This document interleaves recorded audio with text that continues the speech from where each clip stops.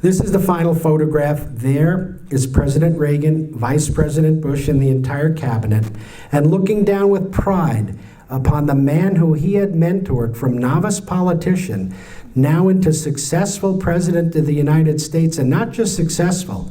Dwight Eisenhower, the man who had defeated Nazi Germany, and Ronald Reagan, the man who, without firing a single shot, defeated communism. What a line of mentorship and young student.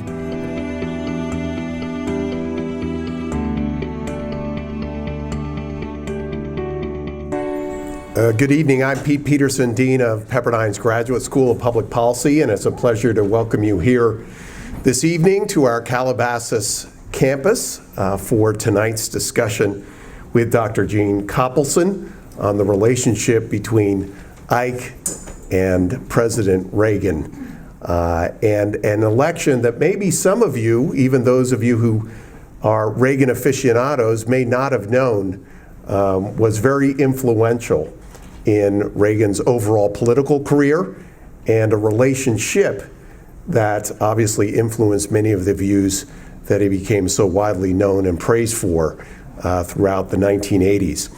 As some of you probably do know, President Reagan had a long-standing and deep relationship with Pepperdine University. In fact, President Reagan, first as governor, but then as president, made over a half a dozen trips to our Malibu campus and also to downtown Los Angeles and Beverly Hills for events in support of Pepperdine University. I know our speaker tonight is going to be talking about some of those in the beginning of his lecture here this evening, but one of them that just really jumps out at me.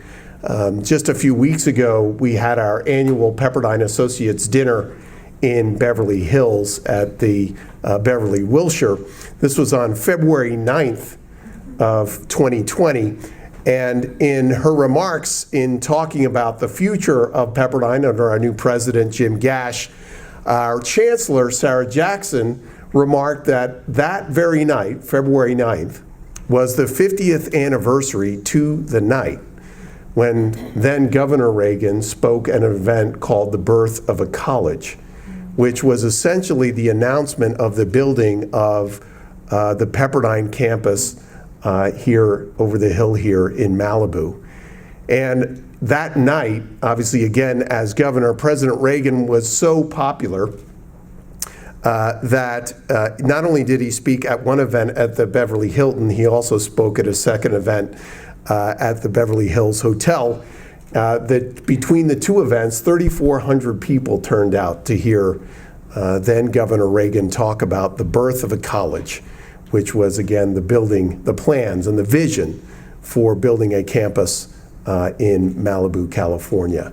He returned on several occasions, planted, when we opened the campus, a fledgling tree, which was named by then President Davenport at Pepperdine, known as the Reagan Bush, which has since grown into a 40-foot tall cedar tree. They cut it down, though. No, it still exists. Yeah, okay. Still does.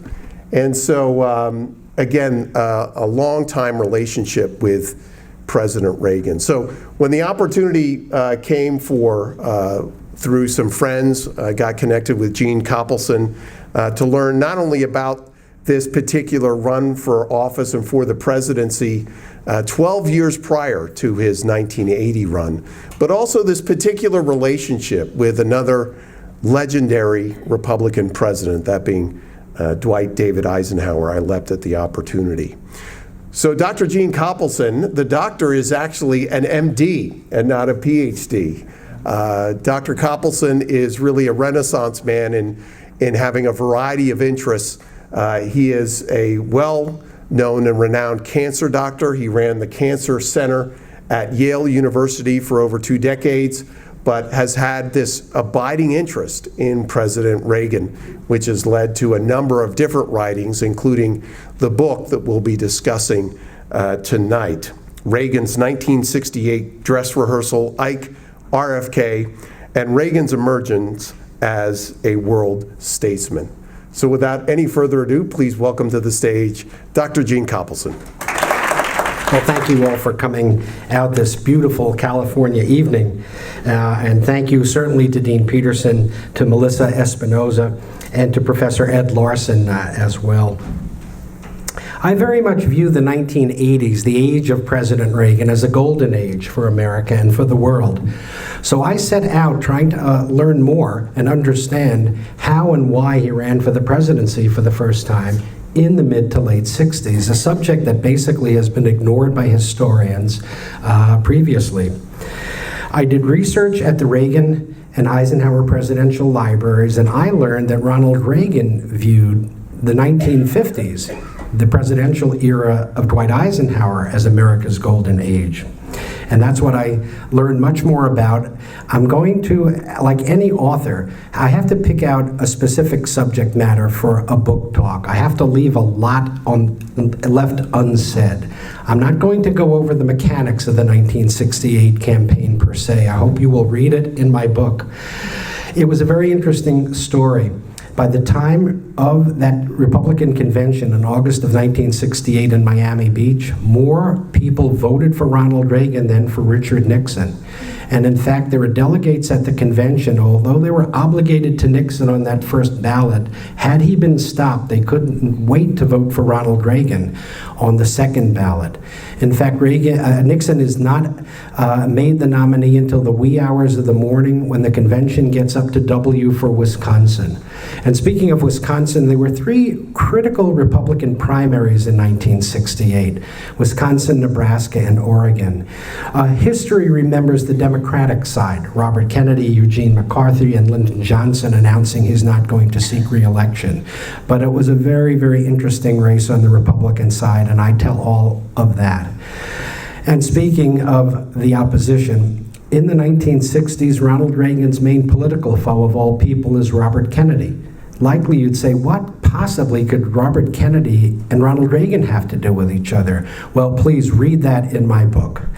But the subject tonight, as you see, is Ike. And you also could say, what possibly could Ike and Reagan have to do with each other? After all, Reagan is elected in 1980, and doesn't Dwight Eisenhower in the 60s, after he leaves the White House, spend time golfing, become ill, and pass away? Well, you're going to learn a lot more about a brand new relationship that is unknown to history before my research, and that is their relationship. And you're going to be thrilled tonight, I guarantee you, because you're going to hear the voice you know so well from the presidential years. Mr. Gorbachev, tear down this wall. But you're going to hear him in an earlier era, 15 years earlier, discussing world affairs issues of the 1960s, subjects you never knew Ronald Reagan spoke out about. But here we are, and I have to certainly go over in a little bit of detail what Dean Peterson already has mentioned. I will just show you these slides, but you can find them for yourself, or likely have seen them when you came to Pepperdine for the first time or considering joining the institution. There's Reagan at the birth of the college dinner. And here we are dedicating that redwood tree. He is still Governor Reagan at this point. And here we are 2 years later, back on campus. And the Reagans were here a lot. When the campus was being built, they came on horseback, Nancy and President Reagan, to check on the progress of what was happening. And in fact, Nancy had a long-standing relationship, and this is the magazine cover acknowledging the doctorate that Pepperdine gave to her.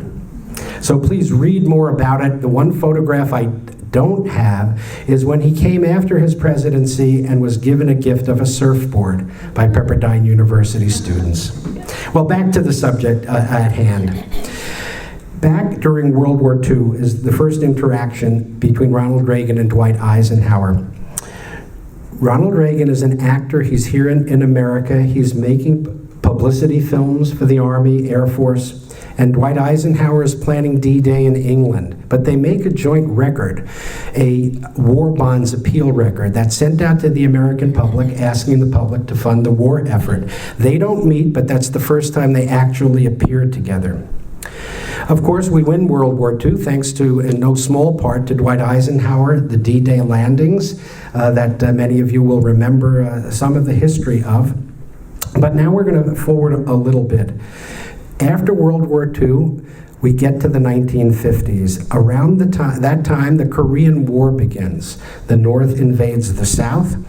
Ronald Reagan is very unhappy with President Harry Truman's slow building up of America's troops. Unlike what Dwight Eisenhower had launched a massive invasion for D-Day, Truman does it slowly. Reagan is very unhappy because the war is sort of becoming a quagmire. Ronald Reagan believes in small government, and he's very unhappy that Harry Truman has continued the massive federal bureaucracy that had begun under FDR.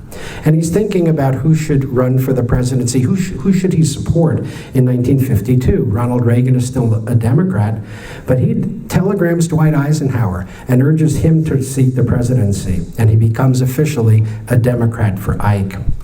Just to review a few things about that time period when Dwight Eisenhower is running for the presidency, he famously says, "I will go to Korea to reassess America's military strategy and tactics."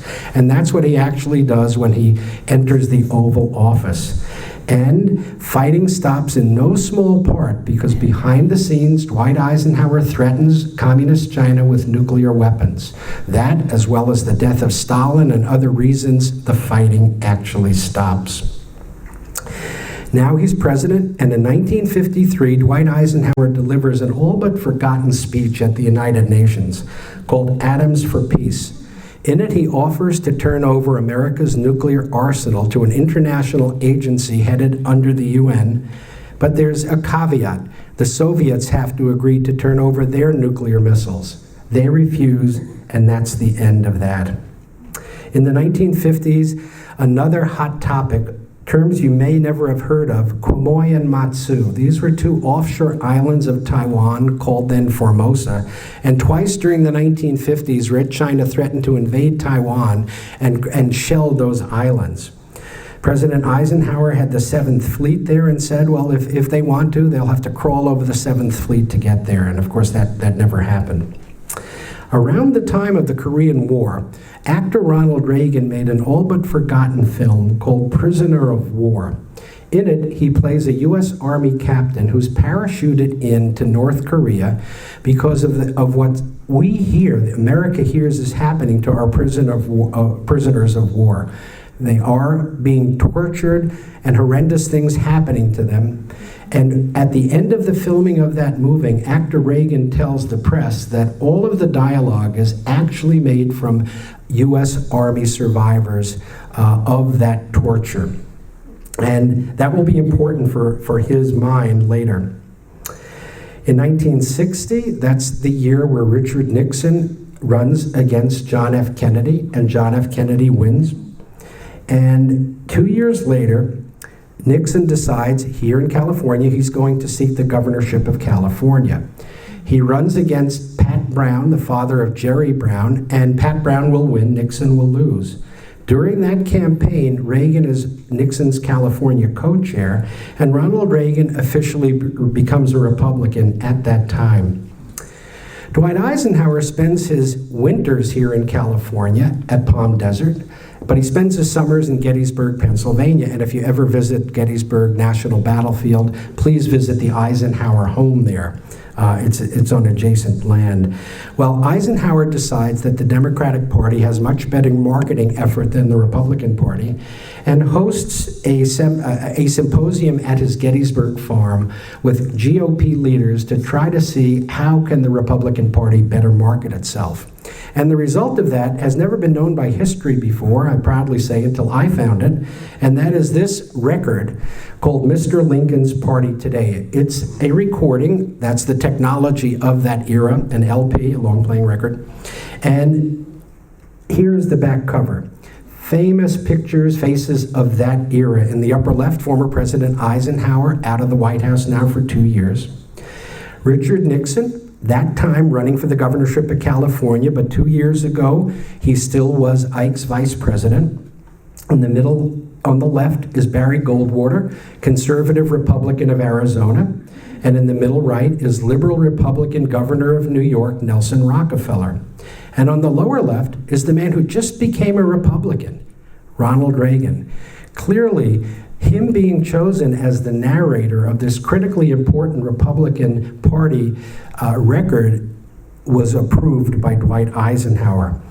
I've listened to the entire record many times. I have for you just a slight little recording of it. In that record, it emphasizes the themes of the Republican Party to today: individual freedom, small government, and that the Republican Party has a wide inclusive tent. It can accommodate conservative Republicans, such as Barry Goldwater and Ronald Reagan, as well as liberal Republicans like Nelson Rockefeller. Well, listen to the voice of Ronald Reagan from 1962. We hear from one who has served his country all of his adult life, crowning that service with 2 terms as President of the United States, Dwight D. Eisenhower. Thank you, Mr. Reagan. Well, that's 1962. A lot happens. The next year is the John F. Kennedy assassination. His vice president, Lyndon Johnson, automatically becomes president. And now it's 1964. Lyndon Johnson is running for the presidency in his own right, and the Republican candidate is conservative Barry Goldwater. It's now a week before that general election. Barry Goldwater is not doing well. The polls don't look good. It's going to be probably an LBJ landslide. The Goldwater campaign asks Ronald Reagan to please deliver a nationally televised address. Reagan, of course, being the famous actor, he's crisscrossed the country for a long time, delivering speeches as the spokesperson of General Electric, because he was the host of General Electric Theater.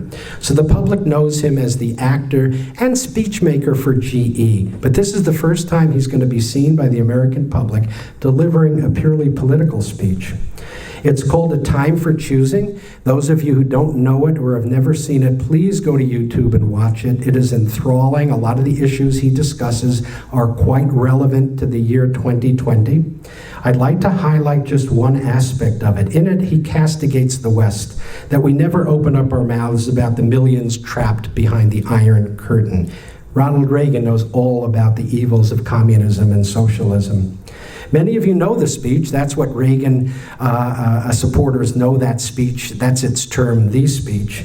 And actually that night, not far from here in Los Angeles, a number of his friends got together. They were financial people in business and said, you know, I think the Republican Party is running the wrong person in 1964. It shouldn't have been Goldwater. It should have been Ronald Reagan. Let's convince Ronald Reagan to enter politics for the future. And in fact, that very night in Michigan forms the very first Reagan for President Club. Well, not only are millions at home watching Reagan deliver that speech, but so is Dwight Eisenhower at his home. He immediately calls his former Attorney General and says, "What a fine speech Actor Ronald Reagan just delivered," and calls his former special assistant and says, "What an excellent speech Ronald Reagan just delivers." Well, a week later, it is in fact a massive Lyndon Johnson landslide. The Republican Party, with a few highlights, has really suffered greatly at the polls. Everybody's depressed on the GOP side. Ronald Reagan, though, decides maybe he will enter politics. But how can he do this? He's an actor. Through a mutual golfing friend, 6 months later, this golfing friend calls Dwight Eisenhower at his home and says, "General Eisenhower, I'd like to be called General," after he left the White House. "General Eisenhower, our mutual friend Ronald Reagan, the actor, he's thinking of entering politics. What advice can you give him?" The very next day, Dwight Eisenhower pens a very thoughtful, multi-page, multi-step plan for Ronald Reagan to follow should Reagan decide to enter politics. And twice in that letter, Dwight Eisenhower uses the term common sense. Of course, it originates with Thomas Paine during the American Revolution, but Dean Peterson, of course, also famously has been part of the common sense theme not long ago, and Reagan actually will use Dwight Eisenhower's advice to the letter. Reagan announces he is going to seek the governorship of California. He wins the Republican primary, becomes the nominee, and the very first thing he does, June of 1966, is travel east And the first person he meets is Dwight Eisenhower, the man who had been mentoring him behind the scenes. And if you do visit Gettysburg, you'll see a logbook. Mamie Eisenhower had every person who entered her home and left, including her family, such as her grandson, David Eisenhower, sign that logbook in and out. And there on June 15th, 1966, is the signature of Ronald Reagan about to meet Dwight Eisenhower for the first time. This is the first of 4 meetings they hold. They both like to play golf, and those of you who are golfers know it's not a 5-minute visit and then you take some publicity photos. You're together for hours in the golf cart with your golf clubs, planning strategy, and you will learn in a little while all that they discussed. But it's a shame that neither of them took notes of their meetings, because these meetings, as it turns out, were very critical for world history. They met 4 times.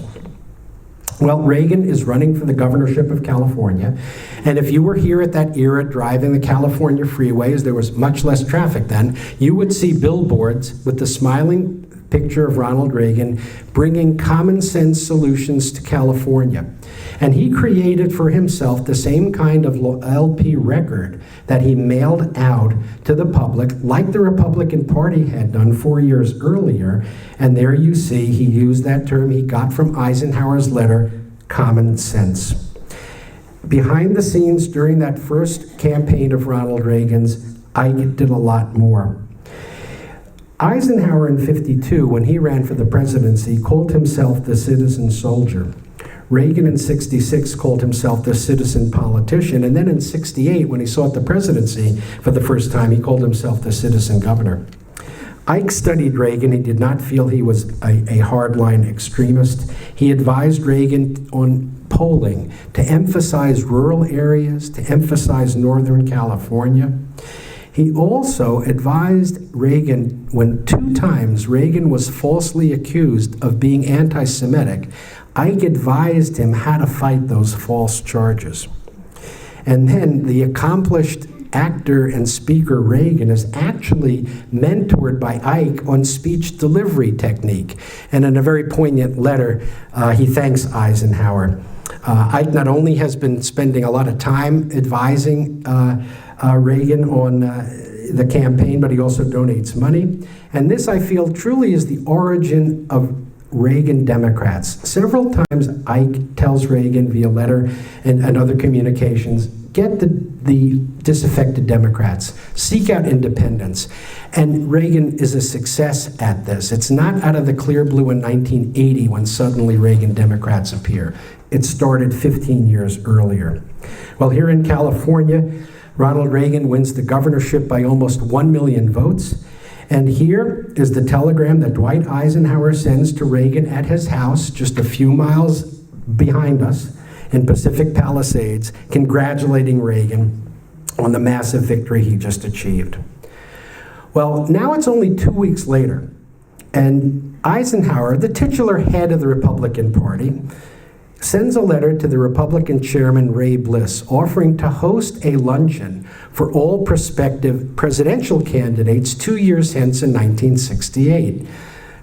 Ike is already thinking 2 years ahead, and this is the list that Ike sends to Ray Bliss. Nixon, of course, is former vice president, even though he lost in the race in 1962 for the governorship of California. Nixon still has a great national presence.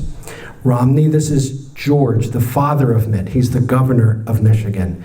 Percy, senator from Illinois. There's Reagan's name. Rockefeller, who we met earlier from New York, and Hatfield, senator from Oregon. This is Ike's order, and I just highlighted Reagan's name. So clearly, behind the scenes, Dwight Eisenhower had mentored Ronald Reagan from a novice politician now into a potential president of the United States. And what did Ike think of possibly someday having Reagan occupy that Oval Office that Ike had held for 8 years in the 50s? Well, after each of their meetings, they hold a press conference, and at the June 66 one, a reporter asks Ike whether Reagan is qualified, and Eisenhower says, yes, Ronald Reagan certainly is presidential timber. 9 months later, after another of their long meetings, the press asks Eisenhower, General Eisenhower, what will you do next summer at the Republican convention at Miami Beach if the convention actually nominates Ronald Reagan as the nominee? Ike grabs the microphone and says, I will enthusiastically endorse Reagan. And a number of times he urges Reagan to run as California favorite son. Now I'm going to switch gears into the second part of my talk, and that's world affairs of that era. Vietnam is the main subject I want to discuss. Just to review some things. It was Lyndon Johnson who placed American boots on the ground in Vietnam, and he brought in Eisenhower as a hidden advisor. Other historians feel it's very obvious why LBJ did that. In case things went wrong, LBJ could blame Ike. Well, Eisenhower urged Johnson to do certain things to try to actually win the war. To mine Haiphong Harbor, that's the harbor in North Vietnam where they got most of their supplies. Ike actually had an official committee recommending things to Johnson. Don't stop the bombing, it's having a great effect. To threaten behind the scenes to use atomic weapons. There's no indication whether anyone thought those would be used. It was the threat that was important. And that's actually how, 15 years earlier, Ike had succeeded in stopping the fighting in Korea. Ike also wanted the American Navy moved off the coast of North Vietnam to threaten an amphibious invasion. He wanted the North Vietnamese quaking in their beds every night, wondering what America and the South Vietnamese would do to them next. Well, of all the 1968 candidates for the presidency, it was only Ronald Reagan who espoused publicly those same exact thoughts and plans, as you will hear, and he learned all of that from Dwight Eisenhower. It's now December of 1966. Reagan hasn't even assumed the governorship yet, but here is another communication between Eisenhower and Reagan, where Eisenhower reminds Reagan that he'd like to continue the discussion on world affairs that they have been having.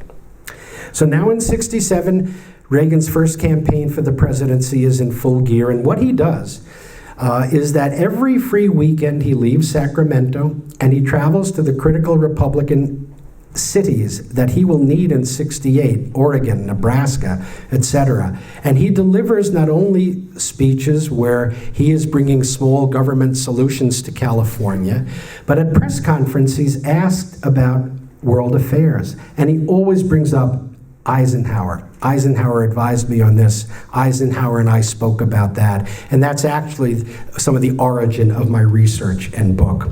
Look what he says here. I still repeat what Ike said a while ago. Our great mistake was assuring the enemy in advance of our intention not to use them. You don't draw a red line and not follow through or tell the enemy in advance when you're going to withdraw our troops, like is done a few years ago under a different president. You can think for yourself, what would Eisenhower and Reagan say when things were handled differently a few years ago? Well, now we get to the two great shocks of early 1968. The Tet Offensive. Those of you in the audience who may have even heard the term probably associated with some kind of American military disaster. It was actually the reverse. Our troops and the South Vietnamese troops were caught by surprise for a little bit, but then turned it all around very, very quickly. And they had the North Vietnamese army surrounded. But you wouldn't know that from the U.S. media. Famously, Walter Cronkite delivered the news for CBS. There were only 3 networks then. And he viewed this as a woe is us, this is a major defeat, and it handed the communists a major psychological victory. Well, if that wasn't bad enough, 2 weeks later, North Korea enters the Vietnam War. The USS Pueblo is an intelligence ship of ours hijacked by North Korea in international waters. The crew is imprisoned in North Korea and tortured. Sound familiar? President Johnson seemed paralyzed with indecision. There was seemingly no public response. Ronald Reagan said he was deeply ashamed of its handling. We're now going to hear Ronald Reagan's critique of how the USS Pueblo incident was handled by the Kennedy-Johnson team, but he's also going to mention something else. During the Eisenhower years, Ike relied on massive retaliation with nuclear forces. When JFK assumed office in 1961, he wanted a more flexible military response with non-nuclear methods. Well, here was the perfect test case. What would the Kennedy-Johnson teams do when the USS Pueblo was hijacked? Listen to Ronald Reagan's critique. He'll actually start out calling this play had a 7-year run, and he is horrified how the Bay of Pigs was handled, and now we're up to the USS Pueblo in 1968. Listen to the voice you know so well, talking from an earlier era. This play had a 7-year run, beginning with the Bay of Pigs and closing with the humiliating theft of one of our ships and the kidnapping of 83 young Americans. The official explanation given for the inability for our air force in the Far East to move out into the wilderness is that all the fighters on alert in Korea are equipped only for nuclear retaliation. Hasn't that been the most persistent claim of this administration? Hasn't their claim been that we have moved at a cost of $500 billion over these last few years from a nuclear pitch to one that would avoid the threat of the bomb and give us a flexible response? And now when a response is needed, we had no response at all. No response at all. It's just too bad the American public didn't hear that voice. This was only one obscure speech he gave during that era when he was seeking the presidency for the first time. People don't know that he spoke out on these issues. Well, now we're going to hear Reagan go through what he would recommend. Ike and Reagan wanted the American forces in Vietnam to be given the tools to win or send them home. Don't do what was occurring. And he's going to mention the slow buildup of troops, that it took 2 years. And you're going to hear Ronald Reagan use the term surge. We wouldn't hear that term again until General Petraeus 45 years later. Listen to Ronald Reagan. Without exception, military leaders, and particularly this great galaxy of leaders of World War II, General Trudeau and Bradley, General Eisenhower, without exception, have spoken of stopping the entrance of surprise and iPhone. That's for number one. Number two, they all seem to agree that either the necessity to invade, or at least to pose constantly the threat of invasion, to pin down an enemy force that's got to stay home, got to restore. You know, and talking about escalation is a specious argument. We've had escalation. I disagree with the administration as militarily. If the same escalation that it took us 2 years to get, if we'd had it at the time the military was recommending it as a sudden surge and thrust of power, the world would well be over now. Reagan hoped that he would be entering the White House in January of '69 and reassess all the strategy and tactics anew for Vietnam, just like Eisenhower had done when he entered the White House related to Korea. In fact, Reagan saw Vietnam almost completely through the lens of Eisenhower and Korea. We're now going to hear about Reagan discussing how you negotiate with communists. Please remember one thing, and I'll add one. Reagan had been the president of the Screen Actors Guild here in California. He was a very tough negotiator with the studios. He knew how to negotiate. And you're going to hear how he applied that to Korea. At this time, President Johnson sent his ambassador to Paris to begin discussions for peace. When that ambassador landed in Paris, he proudly held a press conference and announced to the world that he had rented an apartment for a year. Ronald Reagan was livid. He said, "That's not how you negotiate with communists. Tell them you'll be there for a year. You give them a week and a half at the most. And if they're not serious, if they're using the negotiations as a pretext to continue the war on their side, you escalate and fight them harder."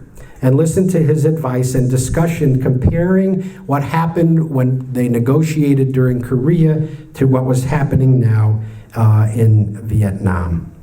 my statements last week about what should be done at the negotiating table were in reality quoting some earlier remarks by former President Eisenhower. The effect that when you sit down and negotiate with the communists, we should keep in mind the 2 years of negotiations in Korea, in which during that period of time, more than 20,000 Americans were killed. And I think you have to recall that President Eisenhower, coming in as a new president toward the end of that 2-year period, brought an end to the negotiations and a settlement of the conflict by simply releasing the word that the United States was going to review its options with regard to weapons, theaters of operation, and fighting, and so forth. I've said the same thing I believe should be true in these Paris negotiations. If at a given time we should let the enemy know that they have shown no evidence of a sincere desire to settle this conflict to bring peace, that they are procrastinating, using the negotiations to gain what they couldn't gain in the battle, then we must be prepared to threaten them with force. And I would think that the same conditions that President Eisenhower submitted would be the conditions here. A review of our strategy, review of targets, a review of theaters of operation, meaning whether we're going to continue to fight this war and destroy the cities of South Vietnam or fight this war on their own soil. The first 2 weeks of these negotiations, the death rate for Americans in combat has gone up and set new records for this entire long war. The ideal, if such a thing should come about, would be the South Vietnamese invasion supported logistically by the United States. Whatever is required, if that should be done. In the meantime, that the enemy should see preparations, that the enemy must believe and must see that you are willing to, that you are amassing the landing craft, the weapons, mobilizing the forces that are going to result in invasion. We're now going to hear one of the, probably the #1 speech that Reagan delivers during this first presidential campaign, attacking the foreign affair failures of the Kennedy-Johnson era. And I clipped just a short segment of it. You're going to hear Reagan lament how all the achievements of the Eisenhower years were either squandered or never added upon. There was nothing new. But interestingly, listen to how he begins his discussing an anti-ballistic missile shield. I get into all the details of that in my book. I don't have time right now to discuss it, but this is the true origin of Reagan's Strategic Defense Initiative, not out of the clear blue in the early 80s, but right here. Where did we take a different course? In recent days, the smiles in the Kremlin. They've been warm and friendly. But I wonder if they're smiling or if they're laughing at us. We're now ready to talk a nuclear weapon treaty that will stop us from protecting our cities, as theirs are already protected by an anti-ballistic missile program. Russian rockets are killing our young men and raining down on the innocent civilians of Saigon. But our national leaders indicate that they believe we can enter into a treaty, in spite of the fact that this other nation has already broken more than 50 treaties with this country and has indicated that it believes it is its right to break a treaty anytime it suits its national purpose. Lenin said to tie one's hands in advance and to openly tell an enemy who is presently armed that we will fight him and win is stupidity. The Great Society has made a big point of its supposed freshness of outlook, its zest for innovation, and its gift for invention. The truth is that Great Society has brought forth little that is great and nothing that is new. Practically all of the truly commanding weapon systems now in American inventory were developed or brought forward during the Eisenhower year. The ballistic rockets with their numerous variations. The development driven to completion by a brilliant young missile man of a new breed, General Bernard Schreiber, of the miniaturized thermonuclear warhead made possible by the inventive genius of Dr. Edward Teller. The supersonic jet strike force conceived and made operable by General Curtis LeMay, the father of the Strategic Air Command and one of the greatest air geniuses of all times. The entire Polaris concept, coupling missile and weapon technology with a nuclear submarine, born of Admiral Hyman Rickover's persistence. But where are these men with their drive and determination now? Having pulled America's chestnuts out of the fire in the 50s, what do they have to say about American technology in this decade? You hear that voice so well from the 80s, but again, he's discussing those same critical issues. In fact, the president that we know so well, he was there all along. Multiple times he called for freedom for Eastern Europe, even beginning with that 1964 speech. And it wasn't Mr. Gorbachev tear down this wall in 1986 the first time Ronald Reagan in public called to tear it down. In fact, it was on May 15th, 1967, when he debated Vietnam against Robert Kennedy, and by the way, Reagan won that debate hands down, where at the end of the debate, the subject switched, and Ronald Reagan called for the Soviets to knock down the Berlin Wall. And you heard him push to begin an anti-ballistic missile shield. And he learned from Eisenhower that the way to defeat the communists ultimately is to have a strong American economy and a strong American military. In the Middle East, don't try to remain neutral. Stand firm with our ally, the democratic Israel.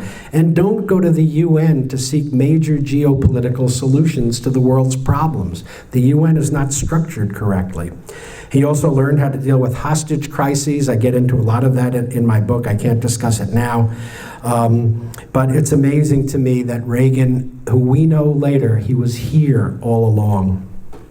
Now we're going to get to the end portion of my book. My book stops with the convention in 1968 when Reagan is dejected, but he tells his student supporters, I'll be back. I'll run again for the presidency sometime in the future, which of course he does. But I want to go over the continuing influence of Dwight Eisenhower during the presidential years of Ronald Reagan and beyond. Well, Reagan runs for the presidency for the third time in the late 70s. And during that era, one of the hot-button foreign affairs topics for our nation was whether or not we turn the Panama Canal, which we built under Theodore Roosevelt, back to Panama or not. Reagan did not want to turn it back. Others did. But listen to his analysis of it. This is 9 years after Dwight Eisenhower has passed away. But I also know that a president you didn't mention who first was engaged in the problems in Panama, President Eisenhower. President Eisenhower told me the idea that he had for the treaties that was far different from anything that is contained in these treaties. As a matter of fact, he was toying with a very interesting idea of forming an international corporation of shipping nations, all the nations of the world, a quasi-corporation to own both the Suez and the Panama Canal, and thus with all participating and all using those canals, there would be no possibility of one jumping the traces. He told me that in a golf cart, which was a pretty good place to hear it. They not only discussed politics, how to defeat communism, all the issues of that era, but even an issue relatively as obscure as Panama during those 4 private meetings. World history was shaped by Eisenhower and Reagan's meetings and the mentorship of Reagan that Eisenhower did. Well, Reagan is asked, Governor Reagan, of course, this is after he's governor, but he's running for the presidency. Who's your favorite president? And the reporter asks him, and he answers, Mr. Reporter, the obvious choices are Washington and Lincoln, but you know what? People have forgotten Eisenhower. He was a darn good manager. Those were prosperous years, and there was certainly peace in the world. And you know what, Mr. Reporter? Reagan said, does anybody remember Quemoy and Matsu? When they were threatened by communist China, Ike said they'll have to climb over the 7th Fleet. Well, you know what? Red China didn't try to. There was no war. And to this day, Quemoy and Matsu remain free. In fact, Eisenhower is Reagan's hero. Michael Deaver, one of his aides, remembers that there was a photo of Reagan and Ike in every office that Deaver worked for him. Above us in Pacific Palisades at the Reagan home, on top of that piano, were only family photographs with one exception, and that was Eisenhower.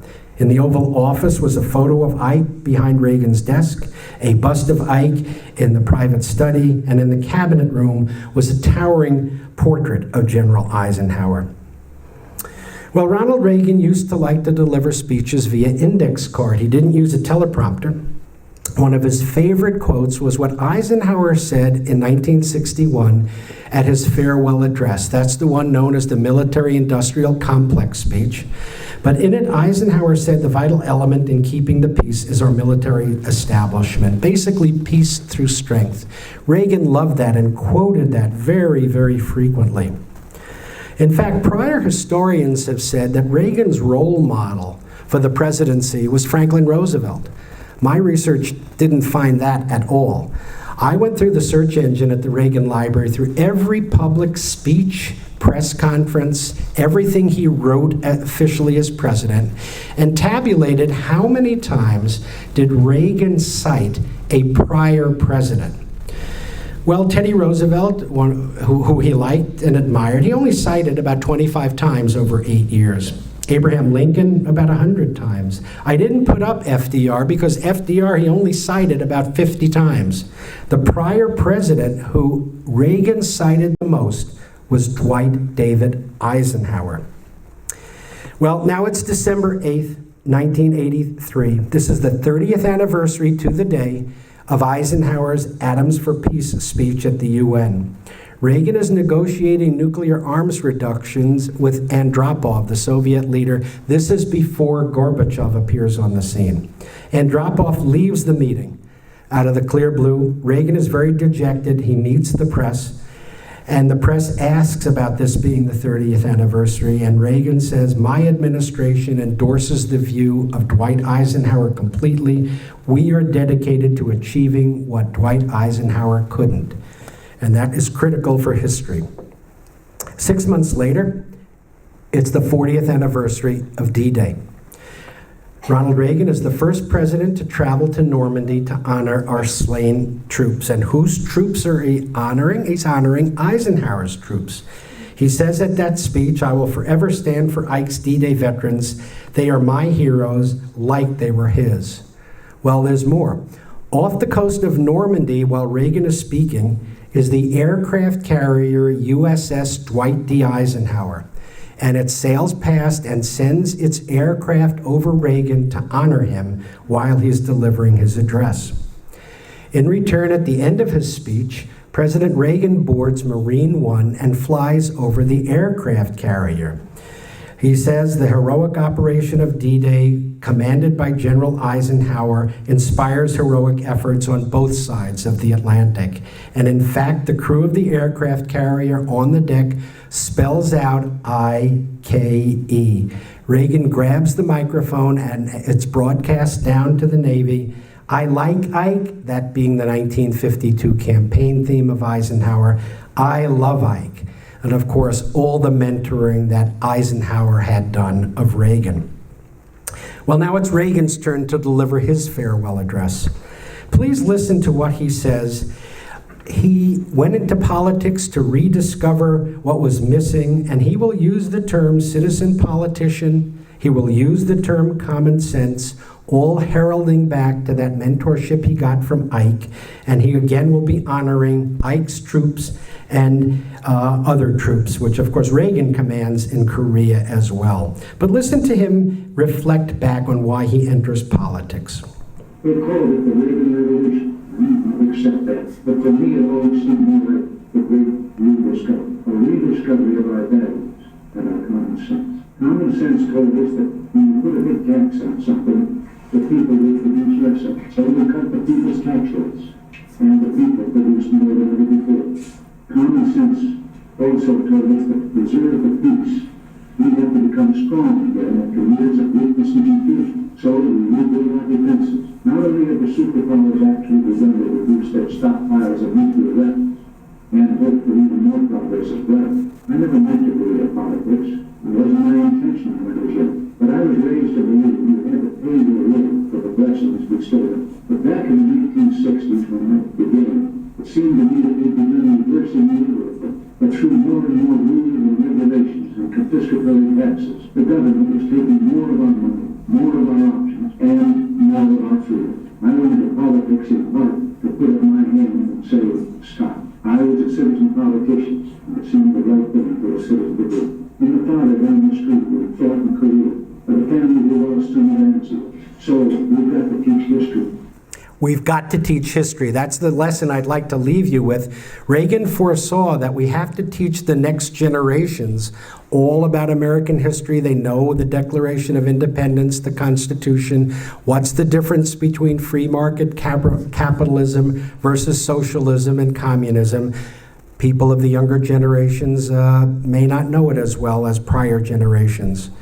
This is the final photograph. There is President Reagan, Vice President Bush, and the entire cabinet, and looking down with pride upon the man who he had mentored from novice politician now into successful President of the United States, and not just successful. Dwight Eisenhower, the man who had defeated Nazi Germany, and Ronald Reagan, the man who, without firing a single shot, defeated communism. What a line of mentorship and young student. And I hope you'll read more about it, and I'll meet you in the back. Thank you so much. So we've got about 10 minutes for questions. How many questions? Yes. Hi, Gene. Arnie Steinberg was talking about. Oh, Arnie, sorry, did not know that was you. Got a microphone. You know, one of the ironies of your talk was the mention of Reagan's admiration for Rickover, because Reagan was the only president who was capable of retiring Rickover in 1982. Rickover had served like 60 years, was the longest serving naval officer in U.S. history, and I think just about the oldest person in the service at the time. And no president ever had enough political clout to essentially retire him, because he had so much power, having single-handedly developed a nuclear submarine. The other point I wanted to add about Pepperdine is when I was doing some consulting for Pepperdine, having returned from Washington in the 70s, John McCarthy was a vice president of Pepperdine, and John had actually been the point man at General Electric, who organized for Chairman Ralph Porter, the Reagan speaking commitment. Wow. Was in charge of that, and later Small world. Came here at Pepperdine. And Edward Teller, I had met through Arthur Spitzer, a Pepperdine donor, and that's when you and I spoke on the phone. That's who I kind of talked to about the Star Wars. And the other person was, I can't remember the name of the science fiction author here, Jerry, can't remember his name. Who was kind of an inspiration for Star Wars, is Henry Salvatore fellow here. But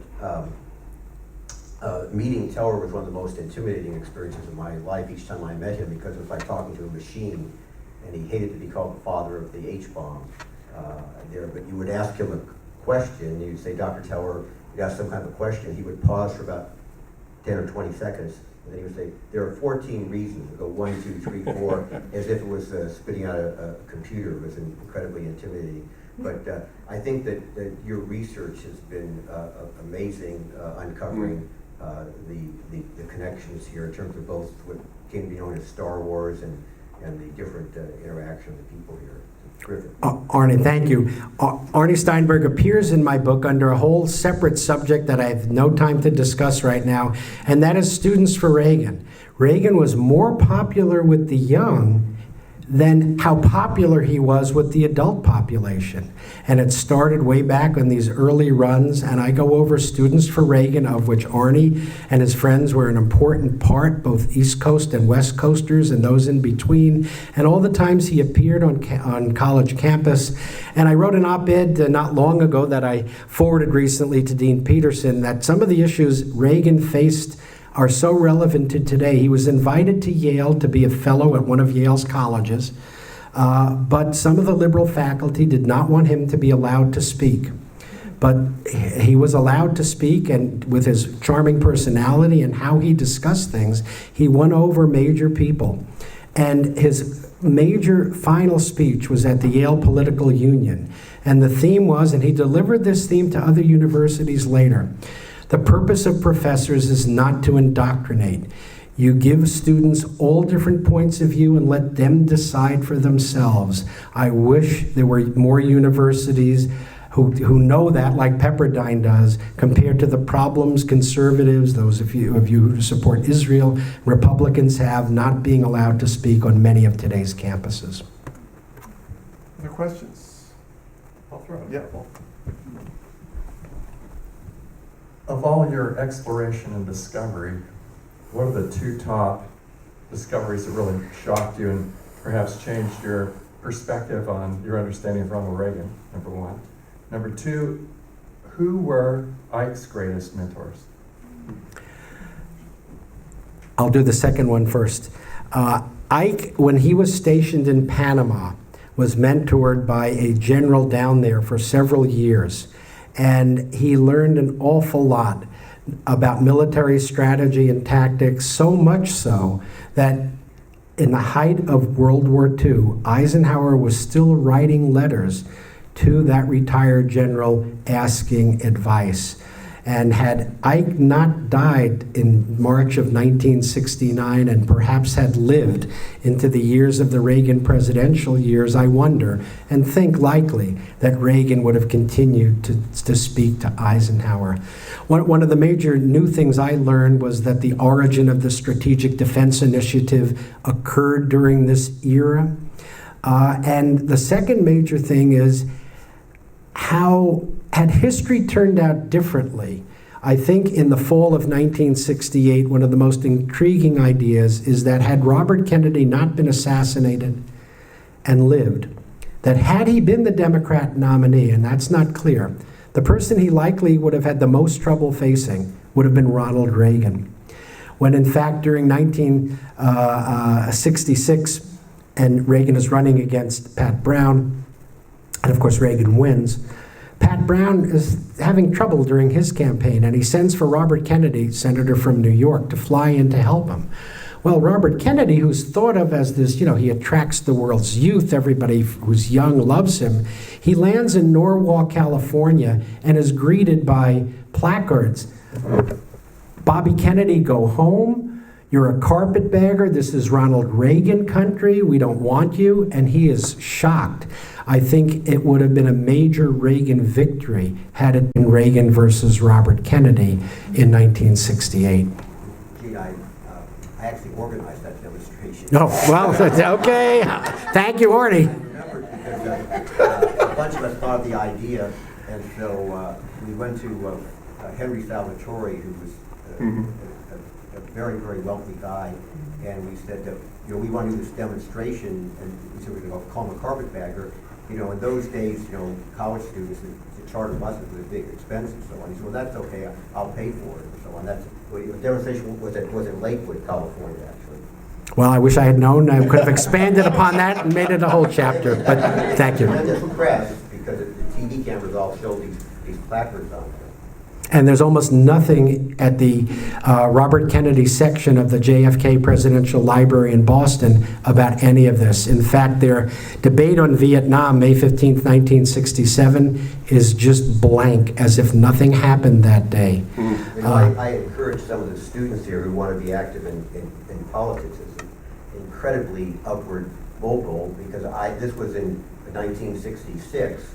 I'm sorry, and then 68, but Kennedy was assassinated on June 5th of 1968 at the Ambassador Hotel here. Right.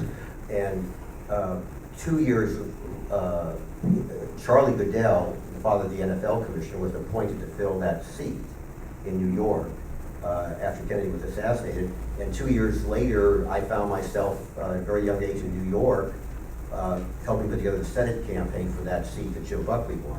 So the moral of the story is that strange things happen in politics, which is, I think, the most upwardly mobile that there can be. And I would never have dreamed that this person I picketed against certainly would not be assassinated, but that I would eventually have Roland filling that Senate seat all the way in New York. Yikes. Thank you, Arnie. People here who want to be active, the Good advice. opportunity to move up extraordinarily quickly in ways that you cannot foresee. Reagan said, study history. We got a bunch of students here. Do we have any student questions? Please. So I'm kind of interested in Reagan's switch from being a Democrat to a Republican and how that impacted and affected his campaigns going forward, and whether or not he experienced political backlash from that, and basically what the long-term impact was, and if there was any disaffected parts of the party. He had been a Democrat for a long time. He loved one of the early FDR speeches. I do not recall if it was his first State of the Union, where FDR, Franklin Roosevelt, said that he wanted to slash the federal budget to downsize government.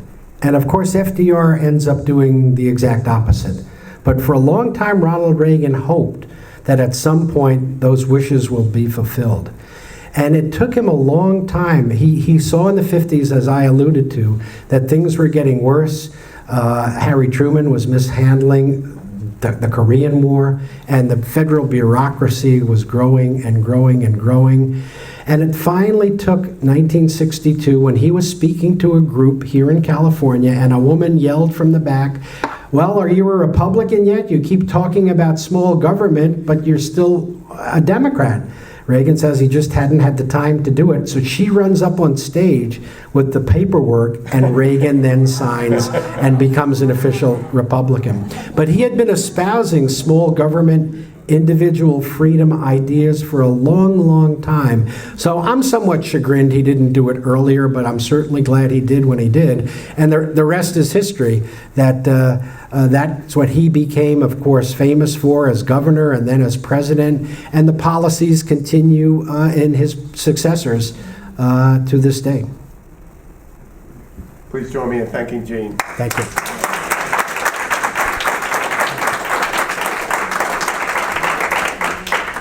Well, thank you all for joining us this evening, Gene. That was great. I think all of us have been given a new pair of glasses to look at Reagan with and to understand not only his earlier political run, but obviously a mentoring relationship with Eisenhower. As you were speaking, I thought about another quotation from that Eisenhower farewell address, and as I was thinking about the quotation, this talk just gave me a new lens upon which to look about it as it related to the connection between Eisenhower and Reagan. And so I just wanted to quote this line. This again is from the 1961 Eisenhower's farewell address, known as the Military-Industrial Complex speech. But as you've said, Gene, there's a little bit more nuance to that than is often described. But he had this other line in here. Yet in holding scientific research and discovery in respect, as we should, we must also be alert to the equal and opposite danger that public policy could itself become the captive of a scientific technological elite. Now those sound like words that Reagan could say. They certainly are words that we take seriously at Pepperdine in the Graduate Policy School.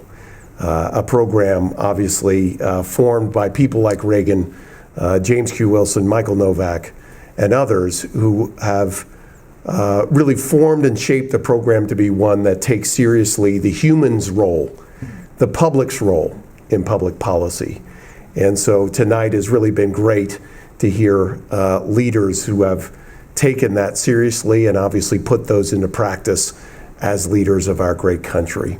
I want to thank C-SPAN for joining us here this evening. Very excited about the fact that an international audience will be able to hear your words, Gene, in this presentation.